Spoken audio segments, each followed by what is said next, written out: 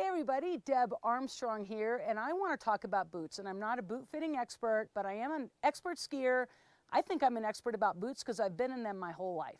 All right, so let's get on to a few points that I have here.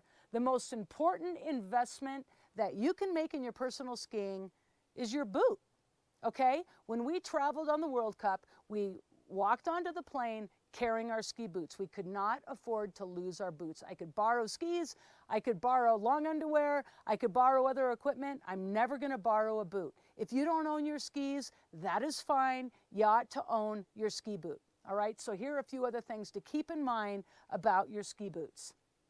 The boot is not footwear, okay? It's not a slipper. It's not a tennis shoe. A boot is a little bit more, almost like a cast. All right, you know, it's stiff, okay? And like I said, it needs to fit well. It cannot hurt, but it's going to be snug, and it's going to hold that heel pocket snug and tight in place. That's your immediate interaction from your movements to your ski to the snow. We need that to be snug and tight for performance. Let's talk about boot flex for a minute. People get really caught up in the flex of the boot, a 90, a 110, a 150, whatever. You want to know what? We either have a soft boot, a medium flex boot, or a really stiff boot. Do not want to get caught up on the specific number because every boot is going to be different. Your 120 is going to be different than somebody else's 120. And what is a 120 anyway? Okay? We need a boot that's going to work with our anatomy and with our ankle. We're looking at our own ankle flexion. What type of flexion we have? We're looking at the flex of the boot. It needs to be appropriate. This is where a good boot fitter can come into play. We're looking for ballpark flex. As long as you're within ballpark, then we're looking to not be too stiff. It's my view, if you're ballpark, that we're looking for a little bit softer for range of motion so you can work your ankle, so you can get into the tip of your ski. Okay, there are exceptions to everything. If you are somebody who's Gumby, all right, if your joints are just all over the place, and if you have a ton of ankle flexion, then you're probably going to need a boot that's just a little bit stiffer so you have some resistance there that you can flex through. Okay, there are exceptions to every rule, but I tend to think slightly softer so we can have increased range of motion. But that doesn't mean floppy.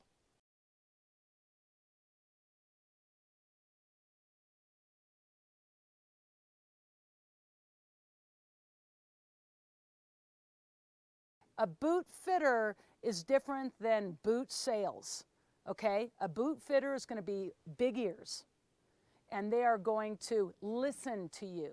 They're going to listen to you about your foot. They're going to examine your foot. They're going to listen to you as a skier, and they're going to let you know what is the best boot that fits your foot. Not necessarily for them to fit the boots that are on their shelf to your foot. That's not the right equation. So, have I touched on everything? Let me talk a little bit about my boots, just so you guys have an idea, all right? So I've got the Technical World Cup in a 110 flex. I'm a good skier. I can lay the ski up on edge. I've gone a little bit softer so I can have a full range of motion. My boot is small. This World Cup boot is a different plastic. It's a 95 last, so it's a little bit narrower in the foot area than a regular recreational boot. That allows for grinding out the plastic. It allows for punching out the plastic. It allows for making a very snug fit, okay? Also with that World Cup boot, you have a lace-up liner, and this would be the shell. I had a friend who was a recreational skier. Our foot size was the same. She hopped into my boot, and she had a completely different experience with it. So, depending on what kind of skier you are, I would encourage you to look into the effort of getting a performance boot fit. It's going to require working with a boot fitter. So what we're looking for in a fit with a boot is snug, all right? The tightest moment your boot should ever be is that very first time you put it on.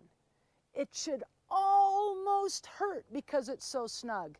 But from that point on, it's going to compact out. So it's going to get a little bit bigger. You do not want to go to the shop and have that boot feel comfortable right off the bat. That's not it, because more than likely that means in time the boot's going to become too big.